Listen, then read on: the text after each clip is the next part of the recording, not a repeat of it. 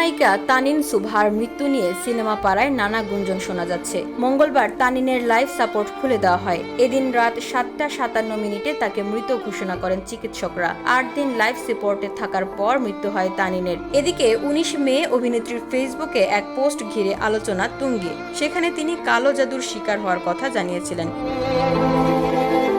London থেকে চিত্রনায়িকা মিষ্টি জান্নাত এক ফেসবুক স্ট্যাটাসে নিজেও কালো জাদুর শিকার হয়েছিলেন বলে জানান। লাভ স্টেশন ছবির এই নায়িকা লিখেছেন, আমাকে 2017 সালে কালো জাদু করা হয়েছিল। আমি জানি এটার ভয়াবহতা। আমি কলকাতার একটা হাসপাতালে আইসিইউতে ছিলাম 22 দিন। আমার সমস্ত শরীরে পানি জমেছিল। তখন আমার মিডিয়াতে টপ হাইপ ছিল।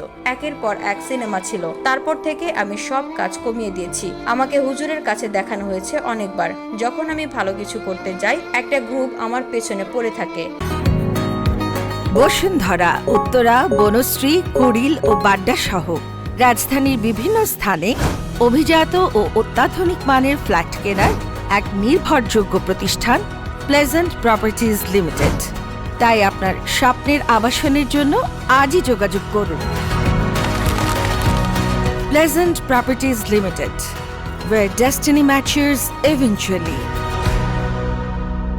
তারা বারবার চায় আমি যেন মরে যাই। এখন চাচ্ছে বিভিন্ন মানুষ দিয়ে বাজে কমেন্ট, নিউজ করিয়ে আমাকে মানসিকভাবে আঘাত করে সুইসাইড করাতে। কিন্তু আমি সুইসাইড করার মেয়ে না। আমার যদি কিছু হয় তাহলে ওরা দায়ী থাকবে। আবারও আমার পিছে লেগেছে ওরা। নামগুলো আমার ডায়েরিতে আছে। এদিকে 19 মে তানিন নিজের স্ট্যাটাসে লিখেছেন, কোনোদিন আমি তাবিজ বা কুফরিতে বিশ্বাস করতাম না, এখন করি। সুস্থ একটা মানুষকে এভাবে মেরে ফেলার চেষ্টা করে কি লাভ? ঘরে আনাচে কানাচে কত কি যে পেলাম। কেন এমন করছেন?